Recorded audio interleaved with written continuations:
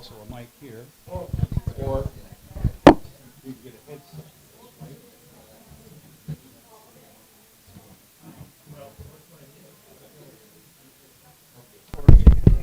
I would recommend that you use this one. This one is working. Let me see the tapes on this one. Make sure that the tapes. Yeah, I think this one was the other one that's working. Okay, can we get you hooked up here? You may. Both of these are working. I have to sit in the chair while you do this with my phone. I don't know what to tell you. Could be. I've seen that movie Green more than 20 times. Yeah, I think that'll. Okay, and this can, well, that should be on right now.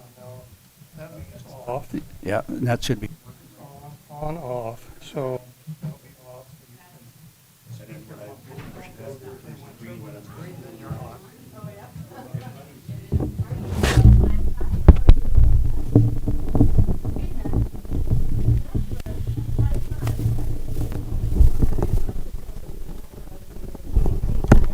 Right, so we've got, Hi. good morning, I'm Dan. Hi, Dan. Hi.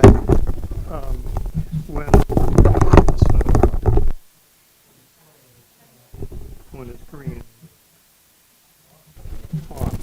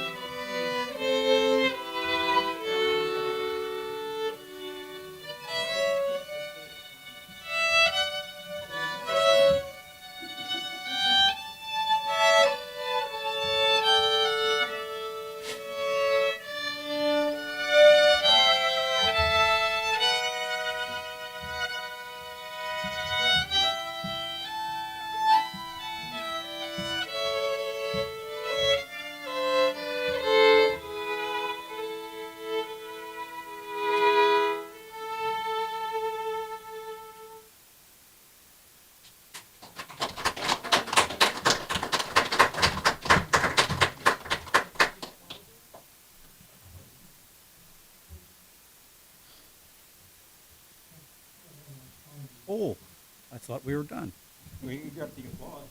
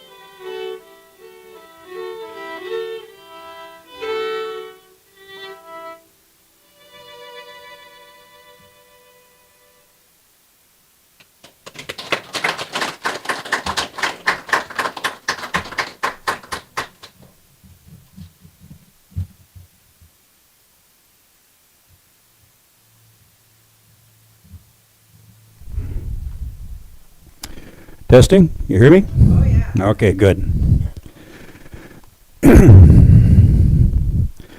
Well, welcome everybody to today's worship service.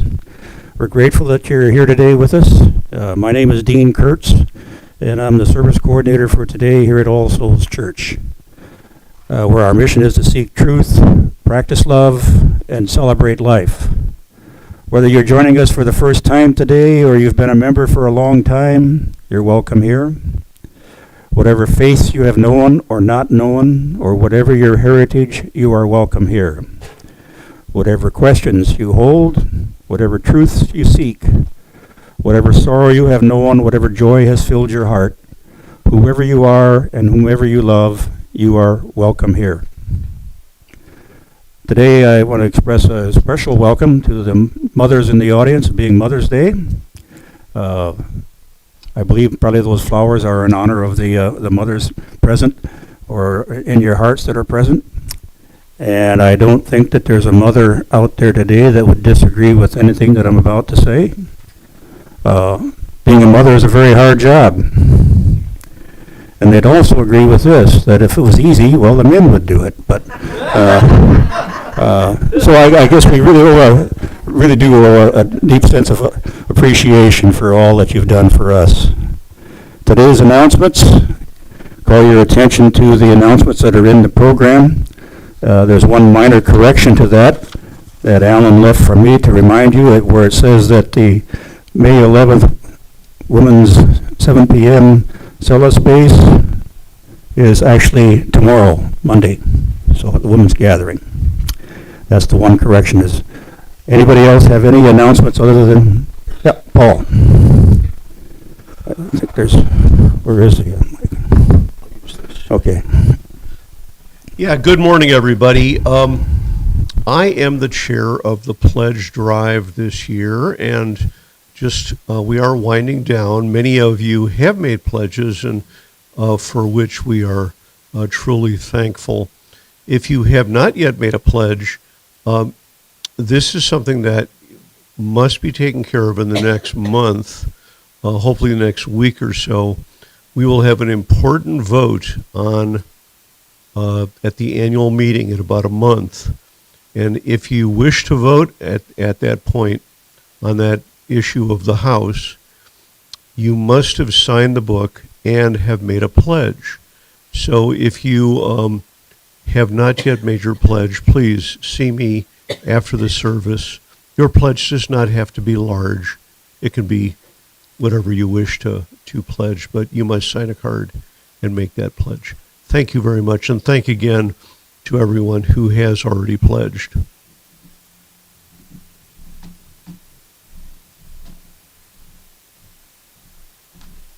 Good morning. I'm Liz, and I want to announce that next Sunday's Circle discussion will be a Q&A opportunity for people to ask questions about the House and where we're at with, if you've got a question, if you have a concern, if you have an idea, a thought about that. We'll try to get as many documents out with the information that we've gathered up to this date so you can be better prepared. So thank you.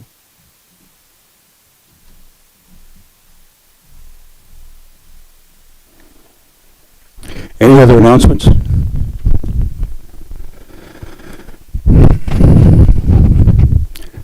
Carol? We're ready for the prelude?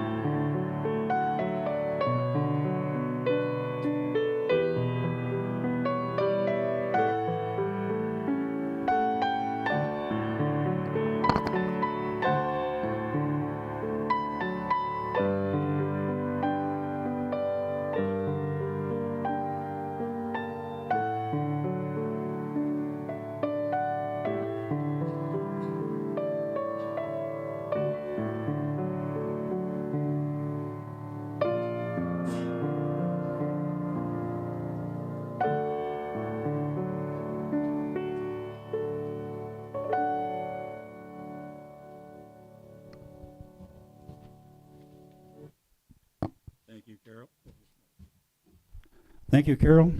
It's now time for the chalice lighting. I've imposed upon Arley Fadness, our guest speaker, to be a part of the ceremony this morning, and he's going to do the honors of lighting the chalice for us. If you join me in this reading 454 for the chalice lighting. In our time of grief, we light a flame of sharing, the flame of ongoing life. In this time when we search for understanding and serenity in the face of loss, we light this sign of our quest for truth, meaning, and community. Thank you, Arley. Our first song is in the large green book, number 315. I believe it is. Yep, This Old World. Please stand as you're able.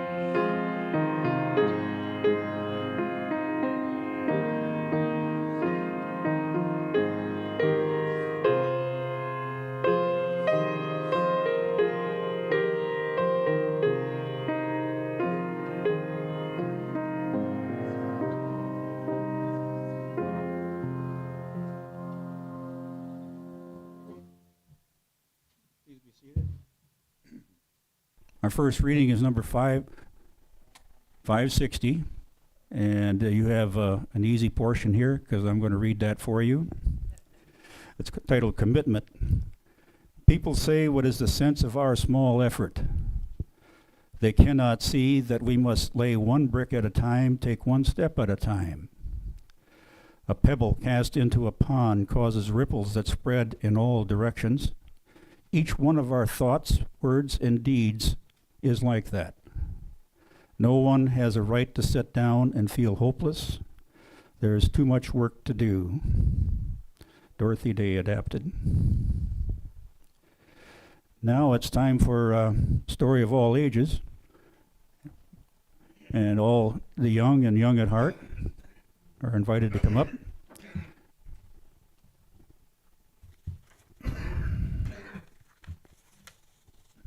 I know of at least one, that being my favorite and only grandchild. She knows that, don't you? Yeah. I've told her enough times.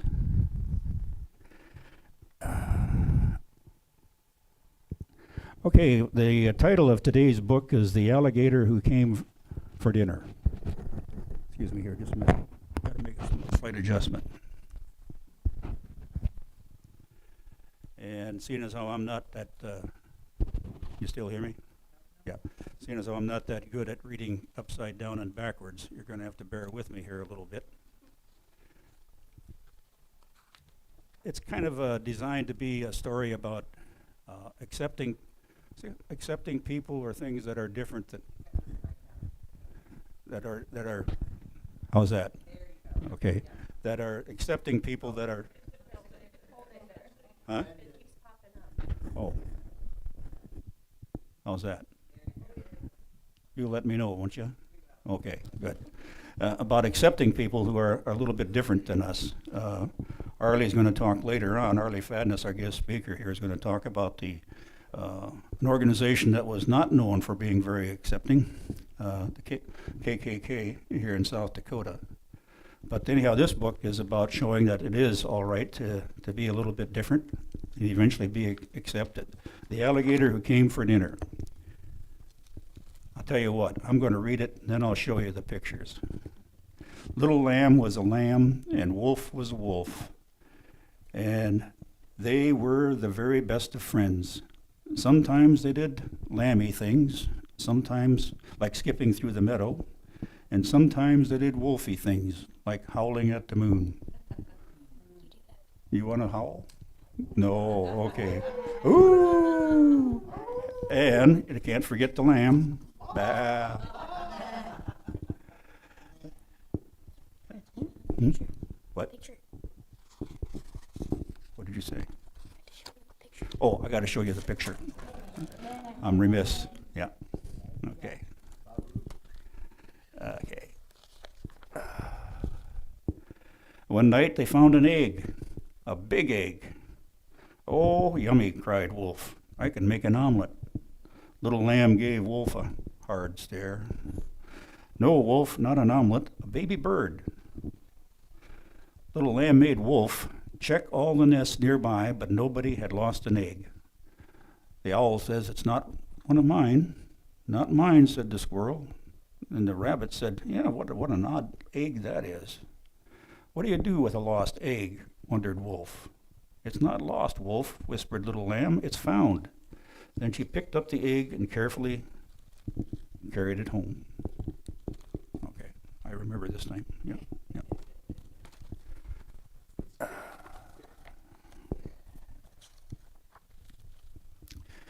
You can live with us, little lamb told the egg. Wolf nodded and was trying not to think of how delicious an omelet would be when, crack, went the egg, and out popped a little alligator. Hello, Omelet, said Lamb. Omelet climbed onto Wolf's shoulder and nibbled his ear. He's hungry, laughed little Lamb. But what do alligators eat, wondered Wolf. Well, he found out really quickly that they like Wolf's tails because he bit onto his tail. Ouch, he said. And there they are, their first meeting. Okay.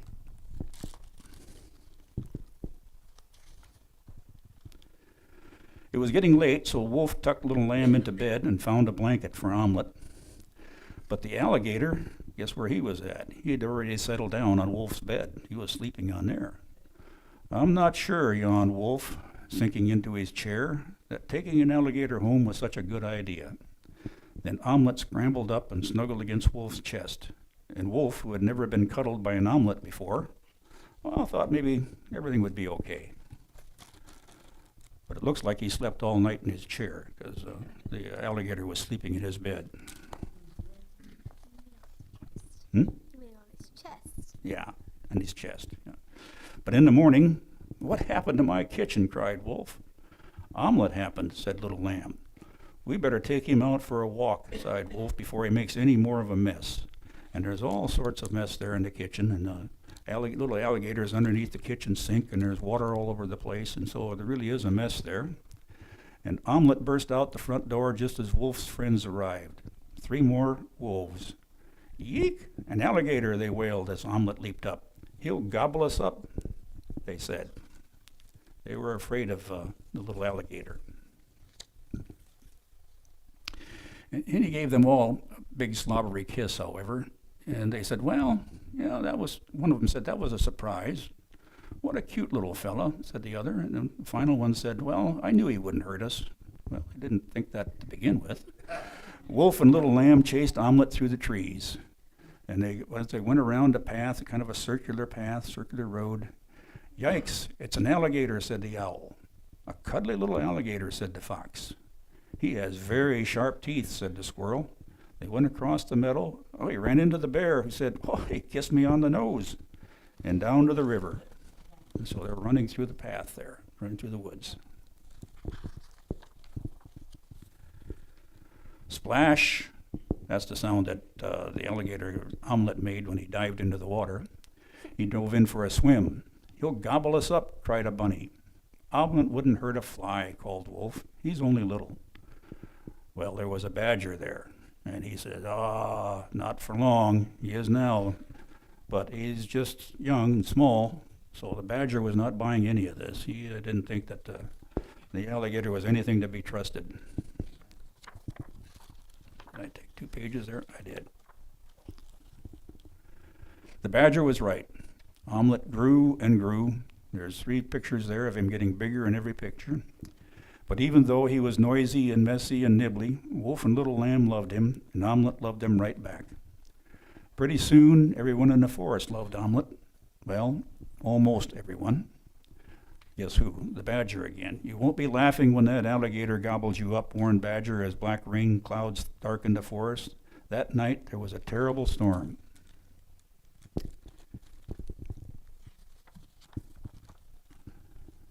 And in the morning, the forest was flooded. Omelet is missing, cried Little Lamb. They rushed out to look for him.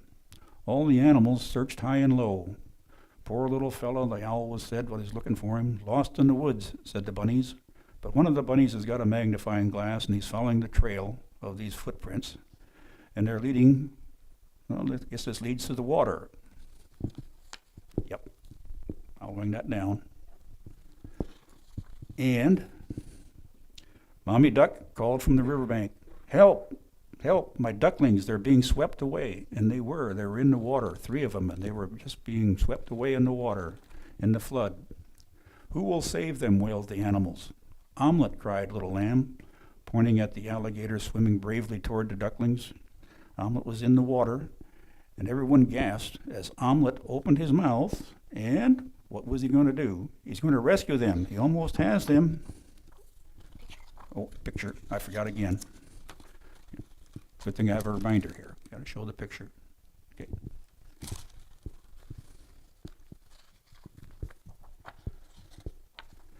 Snap! The ducklings disappeared inside the alligator's mouth. "Eek," said the fish.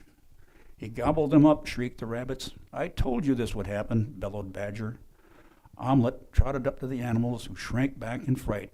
He opened his mouth. The rabbits, the badger, "Don't eat us too." Oh, the picture. I keep forgetting. Yeah. I don't want you to miss out. And out jumped 1, 2, 3 little ducklings. "Great job, Omelet," cheered Wolf, and Little Lamb gave him a great big hug. "Hooray for Omelet," everyone jeered. "Well, it's like I've always said," blustered Badger. "It's very useful to have a alligator around." Little Lamb gave Badger a hard stare, another one, and Badger stopped talking. And then Wolf took Little Lamb and Omelet home, where they all lived happily ever after. Snappily, not happily. I misread that. Snappily ever after. Thank you, thank you. You can go back to your seat now. So that's just a story about how you can't always judge a book by its cover.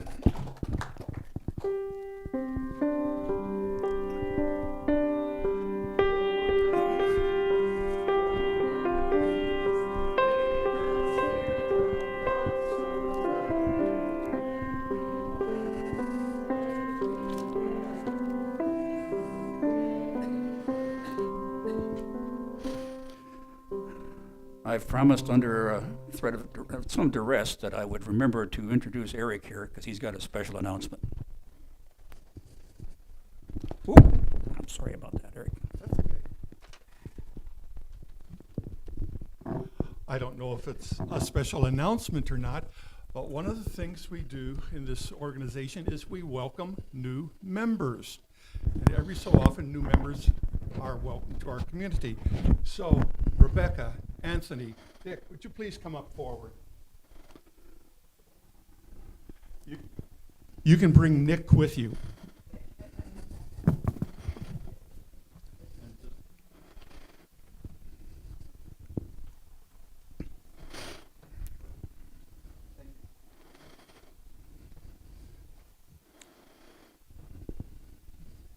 Come you, accidental pilgrims, who find yourself on a journey of surprise and wonder. Come you, who emerge into this place as an act of liberation. Come you, who seek a life of mindfulness and a place to test your thoughts. Come you who bring hearts of all kinds, heavy hearts, rusty hearts, hearts broken open in revelation, hearts full of love to share. Come you who seek courage, and you who have more courage than you realize. We begin a new story again, gathering courage, love, mindfulness, and a sense of purpose.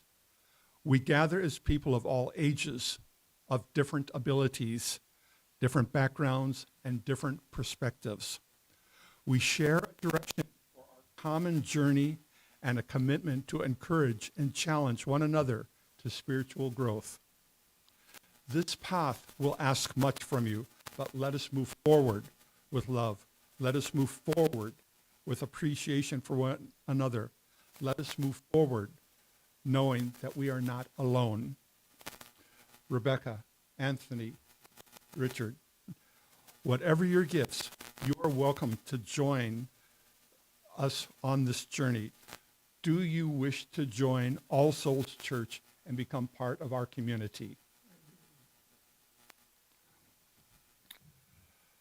Members and friends of All Souls Church, please greet, make welcome, and incorporate Rebecca, Anthony, and Dick into our community.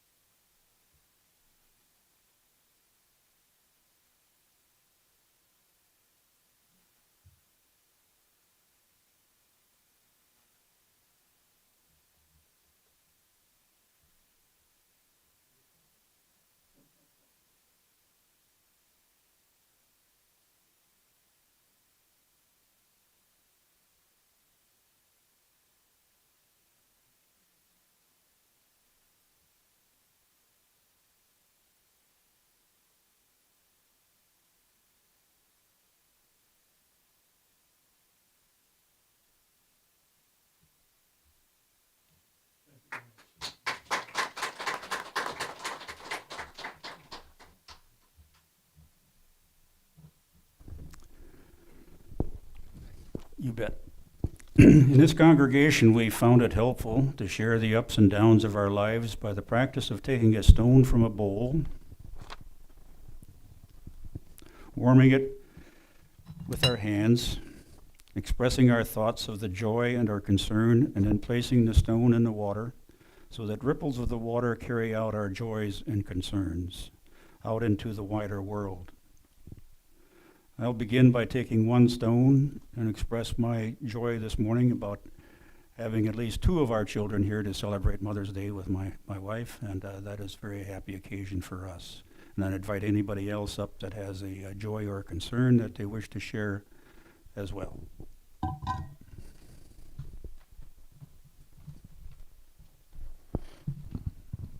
Hi, I'm Steve Nessheim. I have a few things that happened last month. That my lifelong friend Karen lost her battle with pancreatic cancer, so that was a concern. I got to spend the last few days with her. I was in the room when she died. Joy with that is when she planned her service, she asked me and our other lifelong friend of Shelley to speak while wearing purple wigs that she had when she was in chemo. Yes, I have pictures.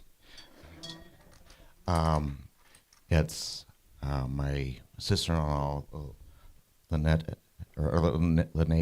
passed away unexpectedly, so that was a concern. But joy was, we had a really great time with family up in Twin Cities last weekend, and with that, joy for my friends and Janet and Scott, who who helped me out when I was there. And the last concern, my friend Shelley, yes, the one with the purple hair. We've been friends since infanthood. Her granddaughter, who turned eight last month, has been diagnosed with a brainstem tumor. The family has been told she has 9 to 18 months to live, and that there's no hope. So I don't have a corresponding joy with that one. That one just sucks.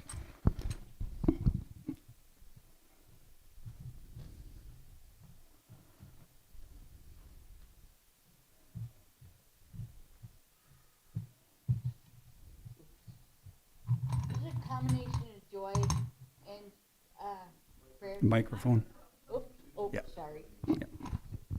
This is a combination of joy and prayers and thought for my friend Margie. The joy part is that she just had a pacemaker put in last Friday, and now she's feeling much better for that, and quite relieved for that, and thoughts and prayers for her to still be well. And today is my brother's 73rd birthday. So, and it's on Mother's Day on top of that. So, yeah. And so I'm hoping that he's going to have a great day with that. So, thank you.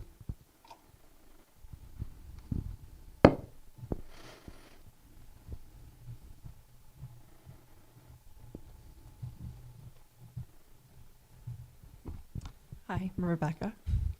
Other than the obvious joy of being able to join today, one of the things I do during the summer is I close Wall Lake Park at night, and it's pretty easy. I just have to close the gate and lock the bathroom doors, and easy thing. But the joy in that is that every night I get to watch the sunset on the lake, and I've been really trying to get into meditative practices and taking the moment while I'm there to look out onto the lake and just have a quiet moment in between the things I need to do for the job has just been very calming for the last 2 weeks and has really been helpful. So that is my joy.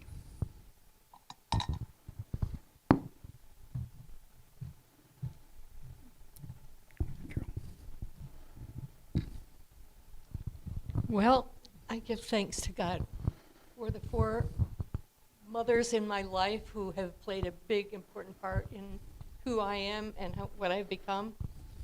My own mother, my dear grandmother, my husband's mother, and my husband's aunt, who was like a second mother to him.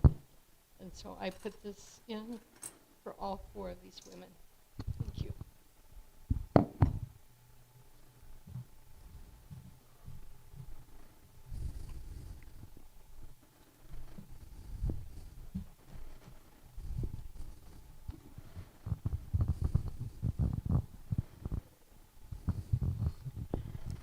I have so many joys, I don't know where to start. But my son and daughter-in-law are a prime joy in my life. It is wonderful to have such a loving family, and they are very loving to me. And another joy is I'm a friend of piano players, and I love this particular piano player. And every time I come here, she lifts my heart and thrills me with her music, and I love that. Thank you very much.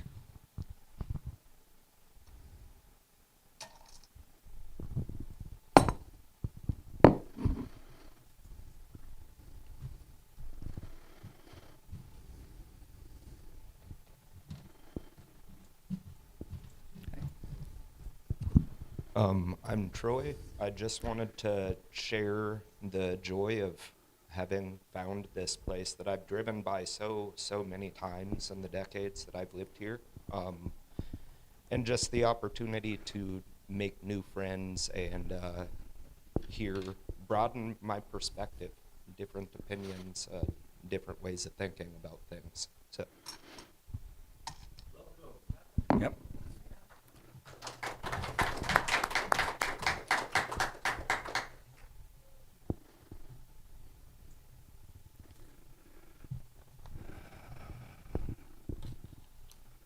I'll take this final stone and put it into the water for all of those joys and concerns that are in our hearts but remain unsaid. And now if you would join me in a moment of reflection of all of the things that we've heard here today, the joys and the concerns, and for those that we keep in our hearts.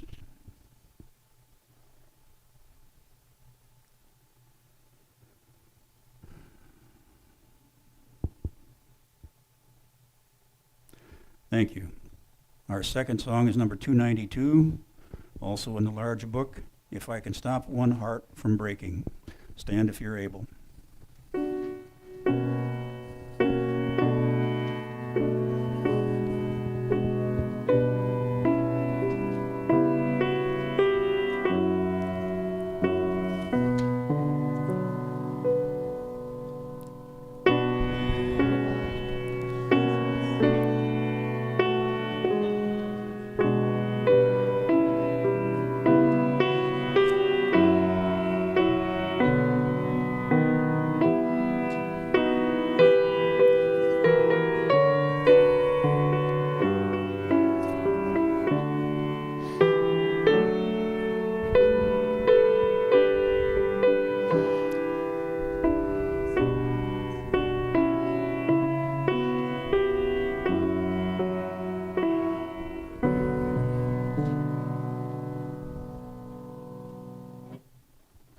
Please be seated. Our second reading is number 581. You will see by the title that it's a prayer for Hiroshima Day.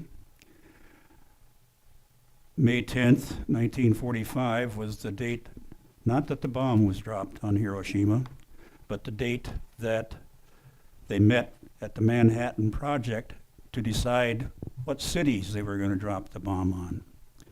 And we all know how that turned out with Hiroshima and Nagasaki, and this is in remembrance of that.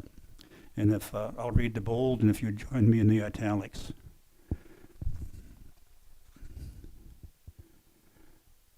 Gray out of pale nothingness, their agony appears. Ash they are blown, blasted in the winds. Like shapeless smoke, their shapes are torn across the paper sky.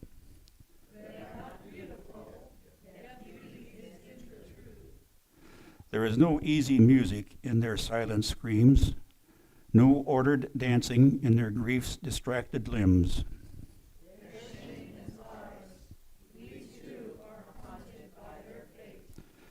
Their voices call to us in pain and indignation.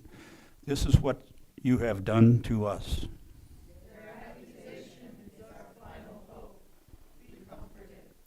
Yes, we have heard you. Ghosts of our indifference, we hear your cry, we understand your warnings. We too shall refuse to accept our fate. Haunt us with the truth of our betrayal until the earth's united voices shout refusal, sing your peace.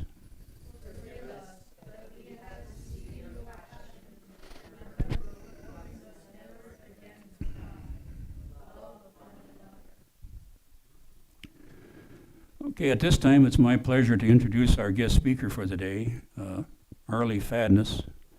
I've had the honor and the privilege of knowing Arley for 25 some years, more than 25 years, I suspect.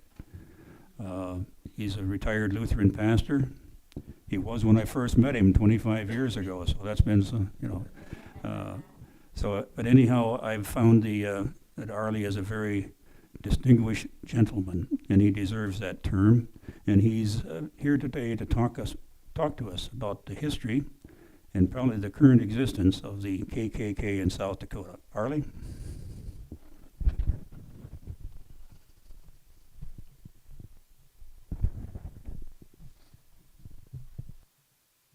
Hello there, all. Oh, can you hear me? You can? All right. Well, welcome all. I'm delighted to be here. What a lucky person I am to be invited by my friend Dean Kurtz and to see his wife Sharon and daughter Caitlin and Ellie.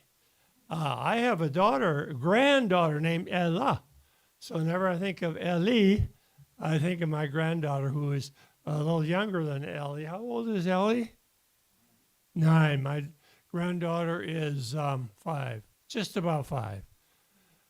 So anyway, thank you very much, Dean. You've been a good friend from the west and now from the east. Custer and now Brandon. I live here in Sioux Falls, and I want to make a couple comments here. Rebecca, I just never knew you before, but I know your name very well. Not your name, but my daughter's name, Rebecca. And as I heard you, saw you up here, I thought of an incident that about my Rebecca, who when she was a little child, she would go to bed at night, and I, as her father, would lie right next to her, and we would have a prayer, and we would thank God for Grandma and Grandpa and all of her brothers and sister, Tim, Sue, and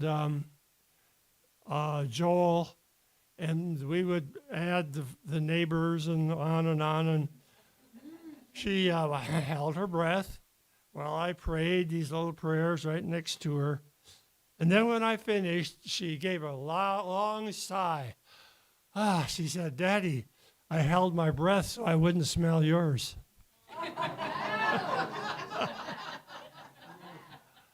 Thank you, Rebecca, for being here. You reminded me of my daughter. My daughter spelled her name Rebekah. I don't know how you spell yours. Ekka. CCA. Yeah. All right. Well, and one more thought before we get going here is I appreciated the reading from Dorothy Day, the first reading that you had. Just to touch base a moment, Dorothy Day, one day I was serving a parish in Lake Benton, Minnesota, and Father Casey, the local priest, came by in his car and he slammed on his brakes. He called me over and he said, "I want you to meet Dorothy Day." She was there. He was a very liberal priest, and of course Dorothy Day was involved with the National Catholic Co-worker. So I love your mission statement. It says, "The inherent worth and dignity of every person." And then your second one, justice, equity, and compassion in human relations.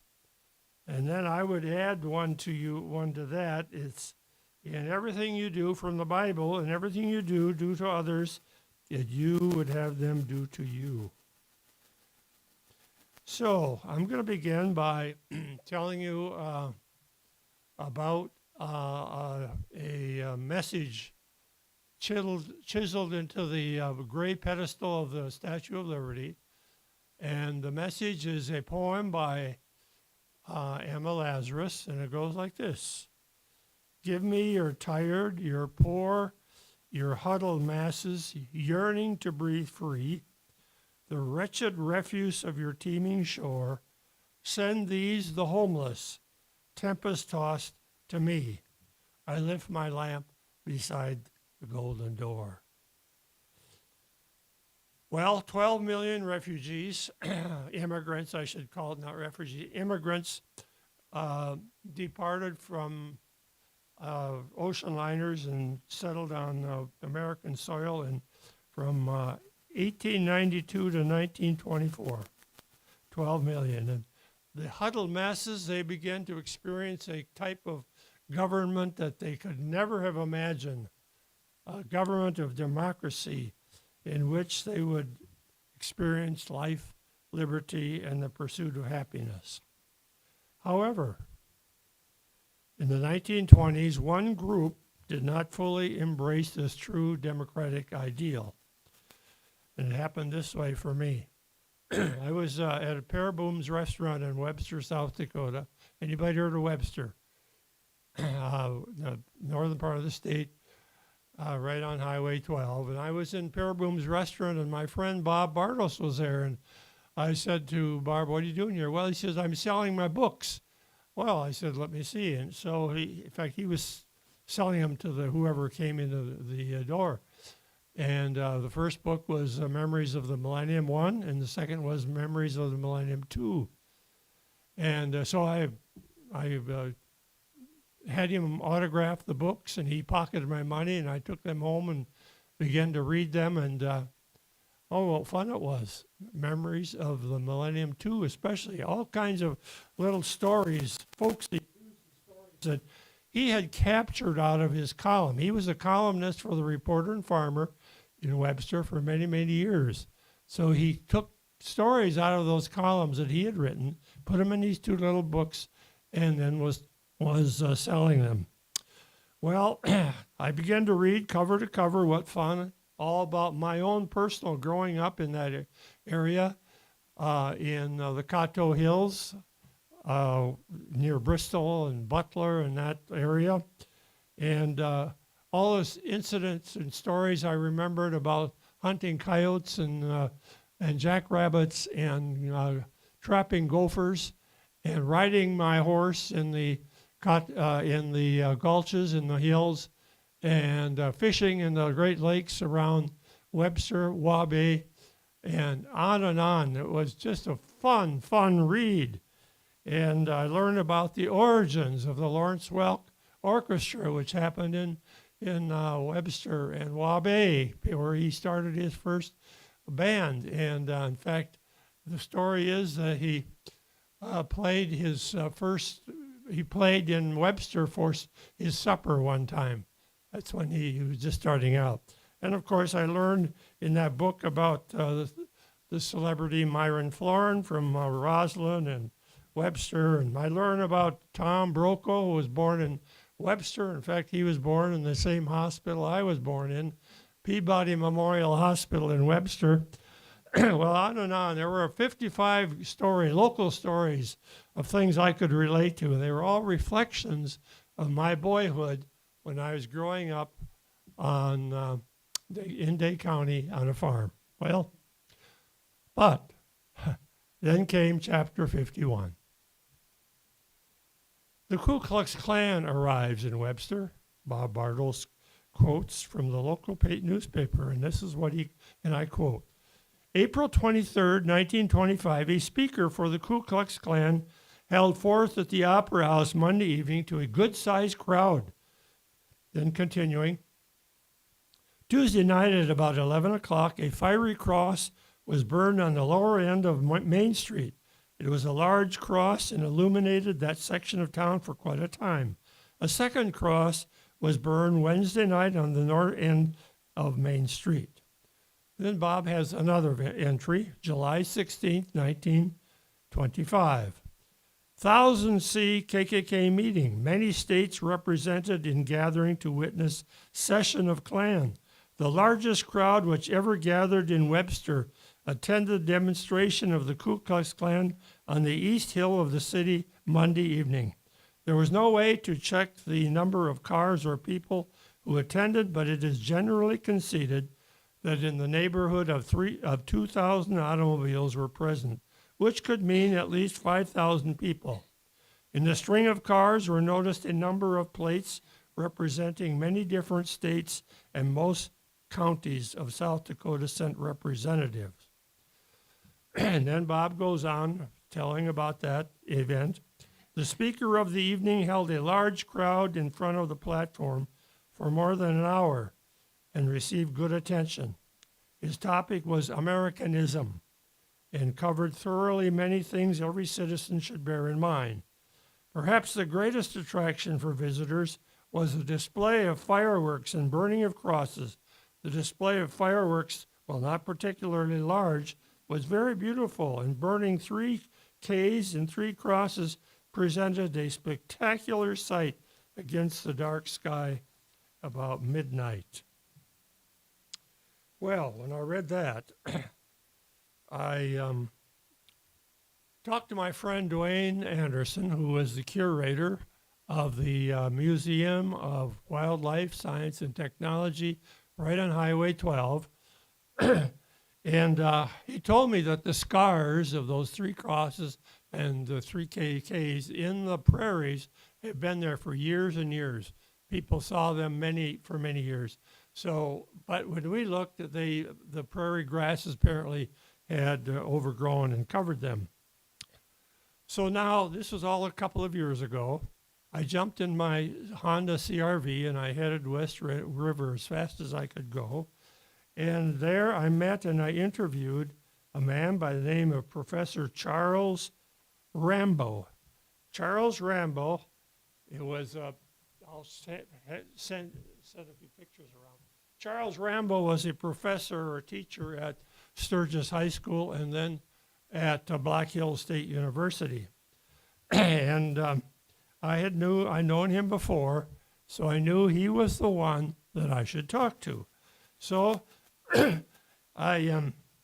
he told me this story. He had an epiphany. He said one day, he said his mother was cleaning out some old gowns to give him to us for rags. He was shocked. It was a Ku Klux Klan robe that his own grandfather, Meade County Judge Hugh Catton, had worn. Well, when Charles Rambo realized that the gown was a KKK, he suddenly had a topic for the thesis that he was going to be involved in writing. And so what he did was he began his research. He researched and researched, and he found abundant disturbing activity in the Ku Klux Klan activity in the Black Hills. I learned that Professor Rambo, through my own research, that in 1921, a Catholic priest, Father Arthur Belknap, another photo, look at both sides. Father Arthur Belknap was assaulted and he was shot and he was killed in Lead. You see, Father Belknap was a very popular priest in that area, Lead Deadwood area, and he was not happy about the influence that the miners were having upon the youth of the community. So he decided to start a recreational center in his church. Well, the Ku Klux Klan were very, very anti-Catholic. And so they obviously saw him as a target. And one night there was a knock on his door. He got up because they said that someone needed some pastoral care. So he put on his priestly garments and went out to start his car. The key was jimmied. He couldn't start it. So he began to walk up Poorman's Gulch Road, if you know Lead at all. And this man that had knocked on his door stepped behind him and hit him with a hammer and shot him 4 times with for a .45 caliber pistol. So this was not good, obviously. In fact, the Klan became bitter foes of Catholics. They believed the conspiracy theory that the Pope was going to take over this country. In fact, there was one theory that there was even going to drill a tunnel over into the White House from nearby to be a part of that takeover. Ridiculous, but this was they were passing this around and they were believing it. Conspiracy theories. Well, in fact, the students at St. Martin's Academy in Sturgis, one of the private Catholic schools in the Black Hills, students were taught to hide under their desks should rocks come throwing through the windows. I must stop for a moment because I just returned from the Black Hills where I gave a presentation on this topic to the South Dakota Historical Society, sponsored by the South Dakota Humanities Council. And in the question and answer, in another session, not my session, but it was about the boarding school, a Native person told how she had gone to this academy, which I did, was great to find out, this private Catholic school, and how she was treated at St. Martin's Academy there. Well, besides being anti-Catholic, the Ku Klux Klan were anti-immigration. They were anti-color, black. They were anti-Jews, anti-Asian, while all the while they embraced white supremacy. In Spearfish, it was the Queen City Klan, that's what they're called, little organizations. In Lee Deadwood, it was the Mile High Klan. And Dean, if you'll pass this around, there are some examples that Chuck Rambo had of the images that he had in his possession. Very quickly then, the Home State Gold Mine was once the largest mine in the United States from 1876 to 2002, and it served as a recruitment center for the KKK. Other notable people in the KKK were, one of them was Gutzon Borglum. You've heard of him. And he was a member, and not only a member, but he believed in white supremacy till he died in 1941. He believed that the Aryan race was superior and the Aryan race must rule. There were, in September 24, 1924, 500 Klansmen in white robes, masks, and a few riding horses covered in white sheets marched downtown here in Sioux Falls. They marched from 12th Street to east to Phillips Avenue, north to 8th Street, and west to Minnesota Avenue. They set afire some crosses, and they met at what's called present-day Lion Park. There was a ceremonial guard that, another photo, do I have that with me? Oh, if you take a look at, I have a book on this, and if you take a look at the cover, it has a ceremonial guard at the Woodland Cemetery, and it was for the funeral of a man by the name of Philemon Tucker. And it was an interesting story about that, how I found out who was buried there. So Canton became a hotbed place for KKKer, and I'll cut short because I have quite a few places to talk about. But Canton was a hotbed, and here's the Klansman's creed, some of the things they believed, and finally, I'm going to end by saying, that the KKK teaches us the danger of an unholy marriage of Protestantism and patriotism. And when you marry patriotism and religion and put them into one, you get what I found out in the Wall Drug, you get a jackalope. And if you know what a jackalope is, it is neither antelope nor jackrabbit. And so it's an unholy marriage, and there seems to be appearances of that even today. And one thing we want to know about history is that we remember history and we are able to be discerning about what's happening today. One last point, I'm sending around a sample of a flyer. This one was found in McKinnon Park here, and it has a lollipop in the bottom, and you'll see that it promotes the KKK, and this appears regularly here in McKinnon Park. So I have a ton of things to share, and we're going to have a sharing time later, and I'm delighted. I hope you can be there, and we'll have a great time of learning. Not a happy subject, but it's a very interesting and informative study. Thank you very much for your time, and glad to be here.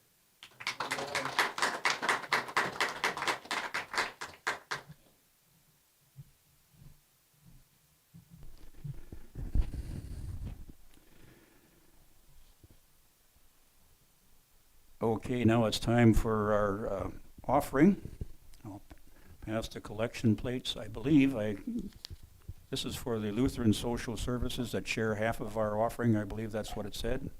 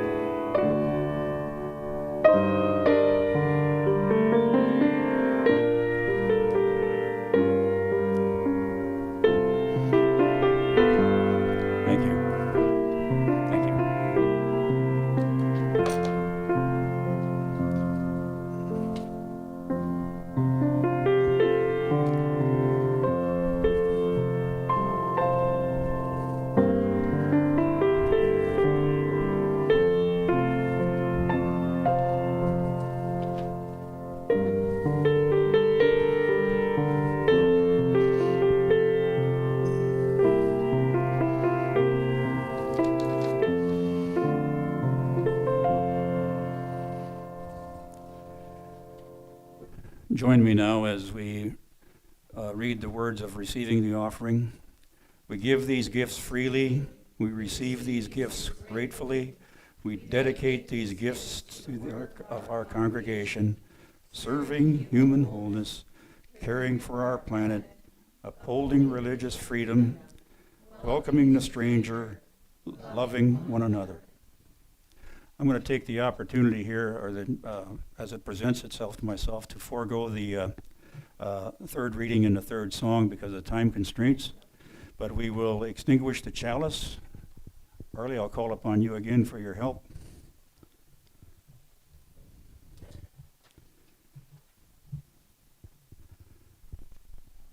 The chalice is extinguished, but the light goes with us out into the world. Thank you.